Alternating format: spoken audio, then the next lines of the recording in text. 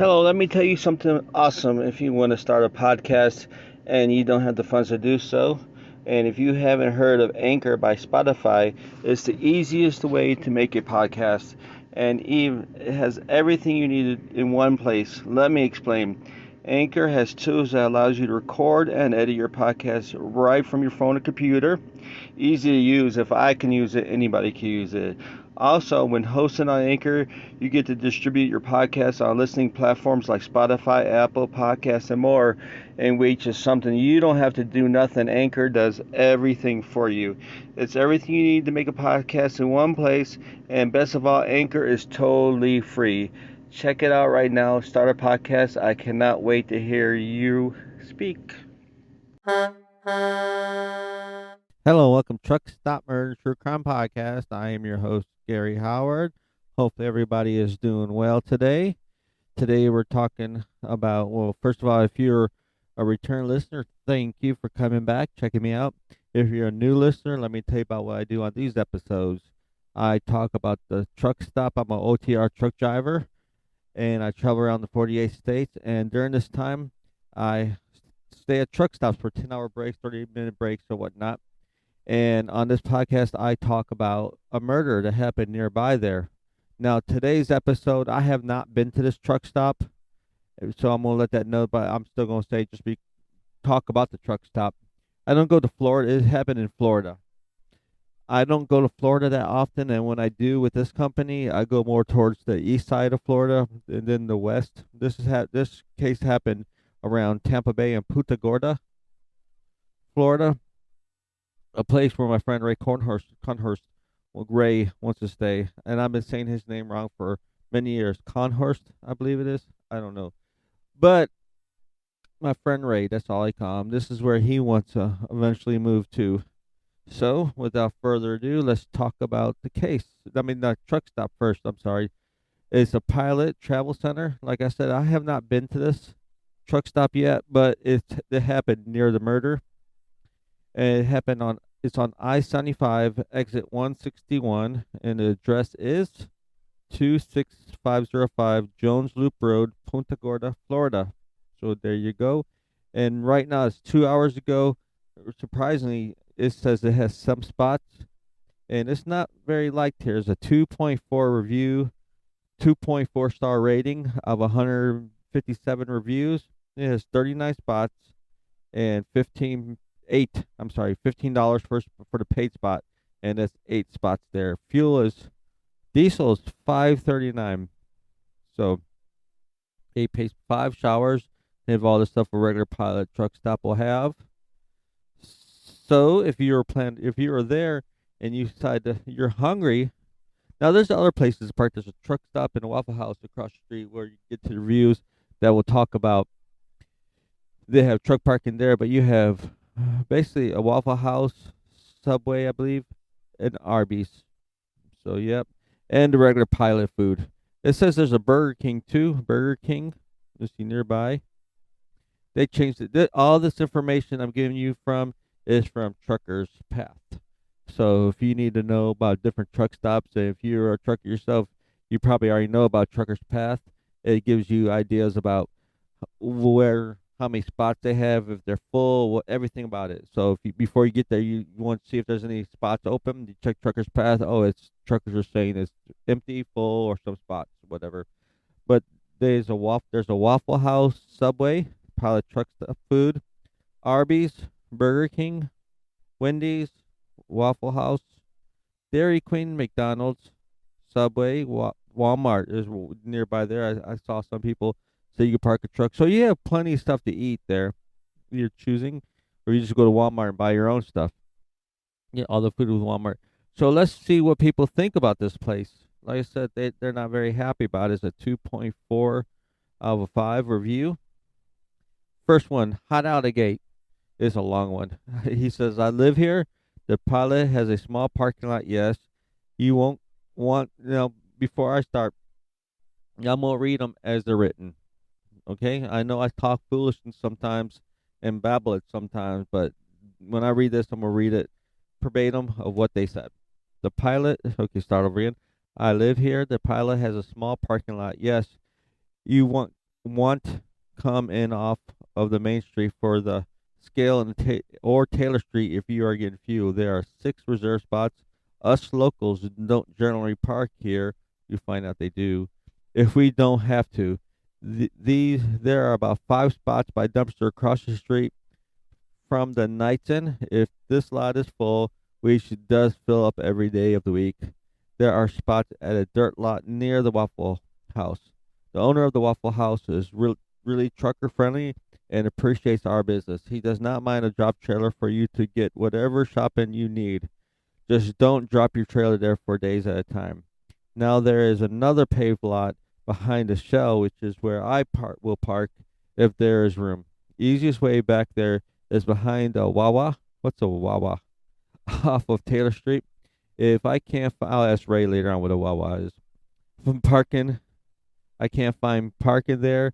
Our spots along access roads across the bridge on the Port Charlotte side. Punta Gorda, Port Charlotte is a small area, but bring in many trucks from the Walmart distribution center in Arcadia. My home is super friendly, and there are many nice things to do there. Okay. By the way, that's a 4-star rating review. Here's the 3-star rating review. Yet another bad parking lot. I don't understand it. It's a big city. They could had some thought into making it. Okay. And here's another 3-star review. It's a personal parking area. Locals use it as a garage. See? That guy said we don't park there. Well, according to this guy, they do. You might be fortunate to even get a parking last resort, reserved parking, even those are occupied. And this 1-star review, Trickmonger, says the entrance not marked properly. The parking is tight. So another guy, the 2-star review, small parking lot. However, Walmart around the corner has a few truck spots. 2-star review, small lot, but across the street at Waffle House there's truck parking. So now this guy here, and I'm gonna leave. It's all from the same dude. Now 2 posts he did the same thing. Let me see. Yeah, he posted the same thing twice. And I'm gonna read it like he wrote it. And when I say you, he didn't write out YOU. He just put the letter U. Okay. Says this pilot bad. Sound like him at this pilot bad. This pilot bad. How you going to close and say system is down and the temperature like really all the same morning? I think they just lazy. Don't want to work but get paid for the hours they came in. The next time if I come down this way, I'm going to bypass the pilot and go to the Loves further down the interstate. They was open all day yesterday and last night, but they closed now. What bull crap is that? Uh-oh. The Arby's, the food was gross. Well, I ordered a gyro, and the meat tasted gross. Not even my dog would eat it. She moved it out of her dish and looked at me like you don't expect me to eat that either. Yuck. I believe the past reviews on here states facts about this pie because it does in screaming words, uppercase letters. If I could give it a half star, that's what they'd get from me. I'm truly dissatisfied with this place. Okay. Now here's the other review that he put down. What I don't get that is sometimes these systems go down. By the way, what I don't get is that they was open all day yesterday and last night, but they closed now. The paper sign on the door says temp closed, system down. Well, heck, what time are they going to open up again? But they walking around inside. Does this happen a lot? Is this an often occurrent, or do they? I'm surprised to use occurrent. Or do they want to have customers? I mean, you in Florida, and it's damn near one of the hottest states, but you closed the whole store because what? What happened? You can't take cash and write everything down. Your hands broke, but the lights are on, but your system is down. Give me a break, y'all. Just plain out. The food last night from Arby's, yuck. I discarded the meat because it tasted gross.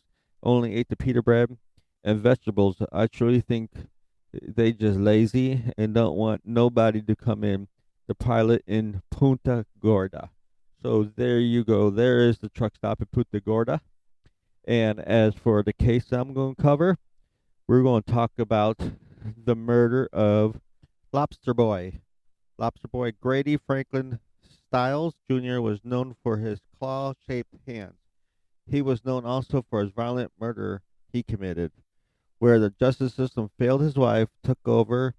On July 18th, 1975, Grady Stiles was born with a condition called ectrodactyly.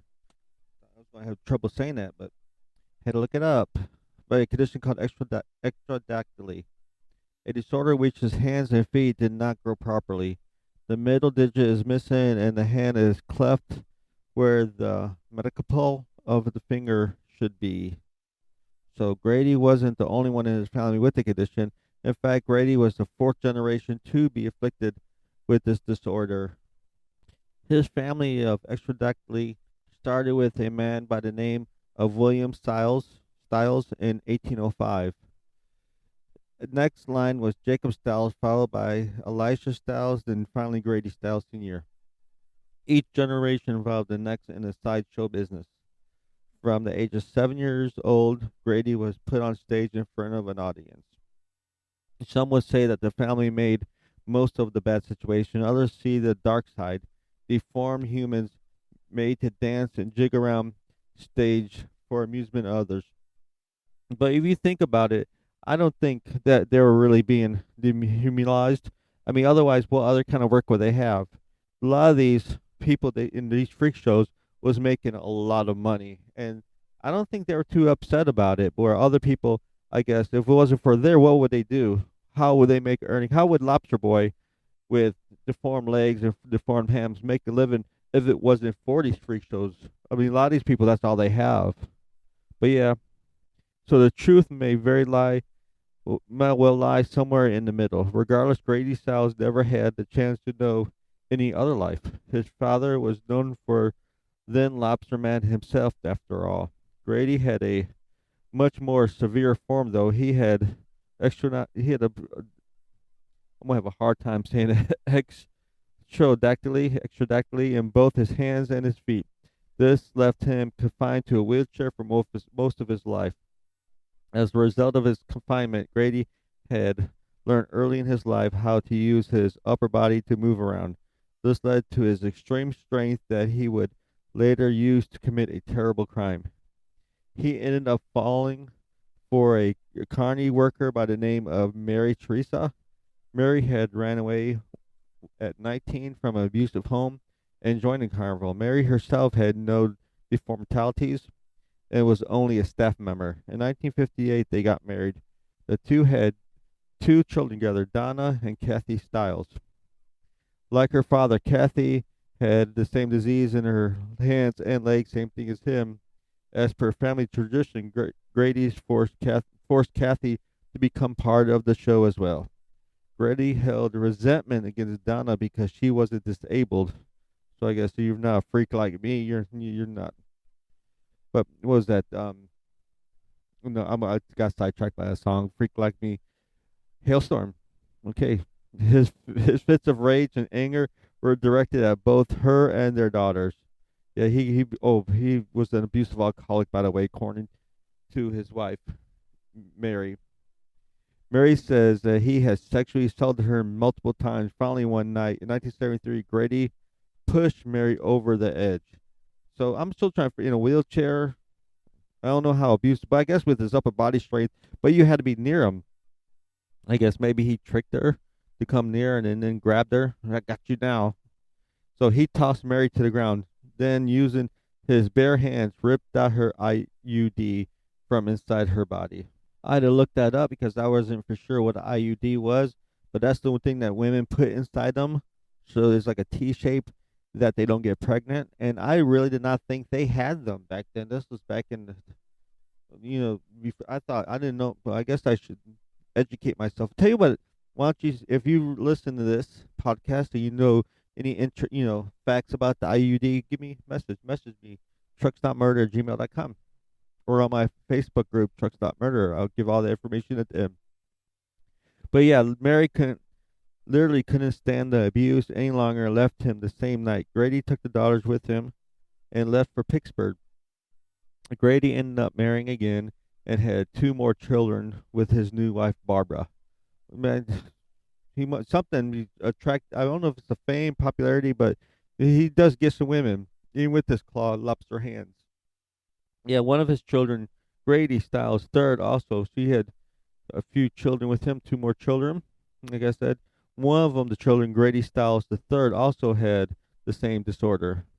He did with his daughter Kathy. He brought Grady onto the Carney show as well. In fact, they often toured as a family, even though Kathy and Grady had different mothers. In 1978, 5 years after his divorce from Mary, a new problem presented it.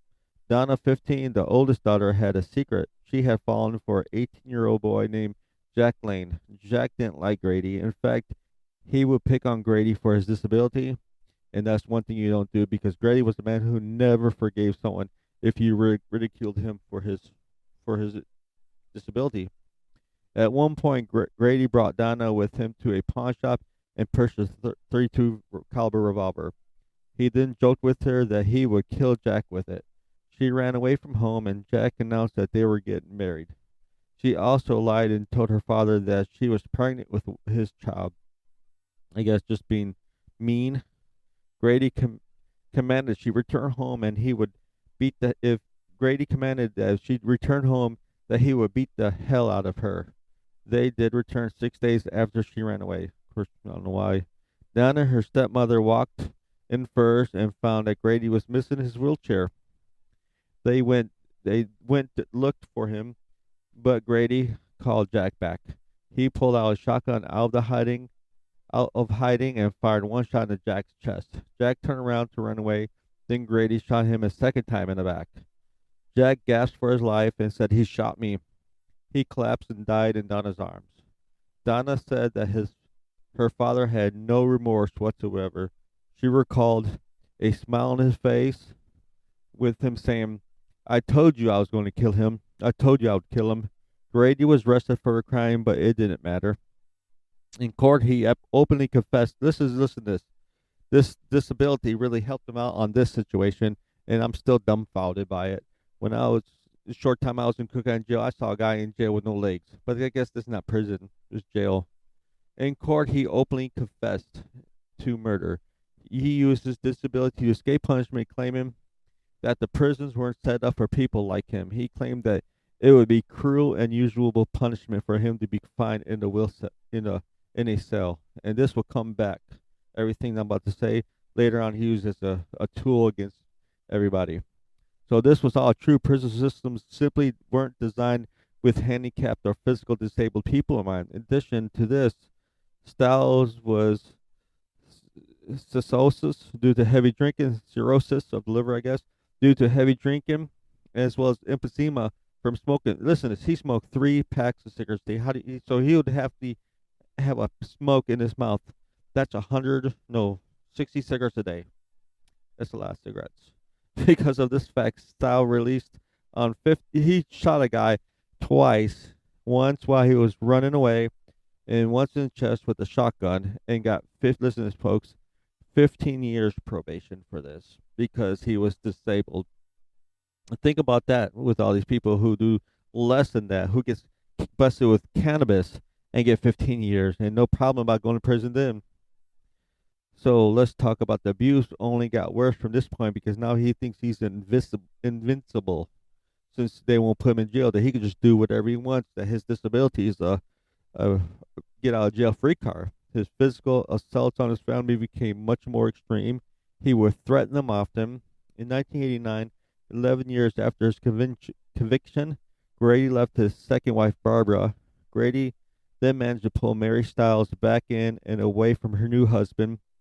He also convinced that he had left his drinking behind him, which was not true, so she fell back in with him, a choice that she would come to regret more ways than one. As had happened with Barbara and his children, Grady's violence towards Mary only got worse. One of his favorite threats was, "Listen, I killed before and got away with it. I can do it again." The abuse was impossible to withstand. One night he attempted to smother Mary with a pillow while she slept. Another occasion, their daughter Kathy tried to intervene during one of Grady's particularly violent assaults. Grady knocked her from the wheelchair and she slammed into the ground. She was 7 months pregnant. The following morning, she was rushed to the hospital ahead to have a C-section. Her daughter Misty was born premature, which she also had the same disorder as her dad, extrodactyly. Why can't they make them easy words? Mary also claimed that Grady once held a knife to her throat, told her once one of these days, I'm going to kill you and your family, then dropped the knife and crawled away. Finally, one night, 1992, Mary snapped. She couldn't handle it any longer. This is the second time around. She truly feared for her life. My husband was going to kill me, my family, and I believe that from the bottom of my heart.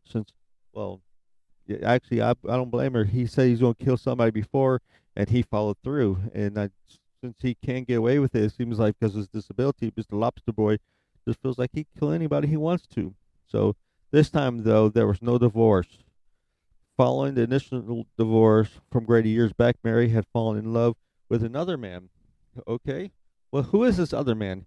His name was Harry Glenn Newman, a dwarf known as the world's smallest man, which I thought Tiny Tim was the smallest man, but I guess not. She had a child with him whom they named Henry Glenn Newman III. By this point, Henry Glenn Newman III was a teenager, though he had an IQ of only 79. Mary paid his son to find someone to hire a hitman. Harry chose his neighbor, 17-year-old Christopher Wyant. They paid Wyant $1,500 cash, according to 2014 interview with Grady Stiles.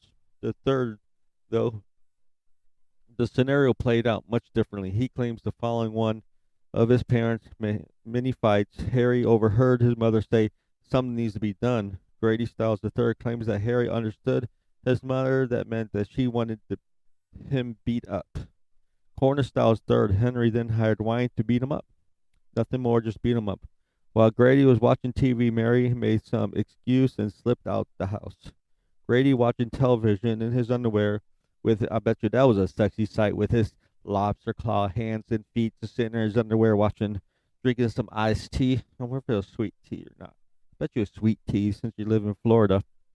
In Punta Gorda, Punta, in his head, had no idea what was coming up. So keep in mind, this was only supposed to be beaten up. He was supposed to just beat him up, that's it. But unbeknownst to Grady, Christopher Wyant was already inside the house. He snuck out from a back room, then fired a 3.32 caliber bullet into the back of Grady's skull's head. With that, Grady Stiles was no more. Killed him right there. That's not beating up, by the way. He was killing. Christopher Wyant was charged with second-degree murder and sentenced to 27 years in prison. Mary Teresa Stiles was ultimately convicted of conspiracy to commit murder and sentenced to 12 years. Her son Harry suffered a far worse fate. Despite his claims only to have joined the plot in a way to protect his mother, the jury didn't care for that. They took only 1 hour to convict Harry for the crime. He was charged with first-degree murder and sentenced to life imprisonment without the possibility of parole. It's crazy how the Lobster Boy actually shot somebody in cold blood with a shotgun and admitted to it everything and got away with it. And these people did. I think they had a kind of a probable cause because he did kill. He threatened to kill him, and they really believed that their life was in jeopardy if they did not do something to stop this angry Lobster Boy. But there you go. There's the murder of Lobster Boy and his crime too. So if you like to tell that story, please share with a friend, rate and review anywhere that you can rate, mainly on iTunes. I think that's the thing. But mainly just share with a friend. Tell people about Truck Stop Murder and True Crime Podcast. Also, I'm also on YouTube. You can go there. I'm trying to get 1,000 subscribers because YouTube, once you have 1,000 subscribers, if you want to go live on your mobile device, and I want to start doing that. Also, I have a TikTok channel called Sceneries and Cemeteries. I'm trying to grow that too. If you will see some of the places I go as a truck driver, and I do have a fascination with cemeteries for the fact that I think they're fascinating. They're peaceful, Some of the memorials are amazing, and those are just not names on these memorials. Those are actual people that's there right there, and they have a story. It makes you think, what were they like? What was the times they're like? What did they endure? How did they, everything about their lifestyle? All that just fascinates me. And also, I guess nobody could judge you there because they're all dead. So, as for my social medias, you could join my Facebook group at Truck Stop Murder and True Crime Podcast, or Truck Stop Murder and True Crime. Also on Instagram at Truck Stop Murder and True Crime, Twitter at Truck Murder. My email is truckstopmurder@gmail.com. I had a buy me a coffee app, but I don't think I know what the information. Truck Stop. You can look it up. Truck Stop Murder and True Crime. Also, if you want to join my Patreon group, right now I have no bonus episodes. I'm trying to wait until I see if anybody even wants to become a Patreon. I have one, but it's my wife, Full Metal Jackalope. But I do want to start putting some bonus episodes out. I'm just trying to figure out what. If you have an idea of what would be cool to hear me as a truck driver who travels around the United States to put out, let me know. But yeah, that's Patreon, Truck Stop Murder and True Crime. But if you don't want to be committed to a monthly thing, you could PayPal me money at truckstopmurder@gmail.com so I can get some new equipment. And like I said on my last episode, I'm having trouble with my mic stand that I have is broken, and I need a new one. So, like I always say, I end it off with, you can't fix stupid, but you can sure numb it with a 2x4. I'm out of here.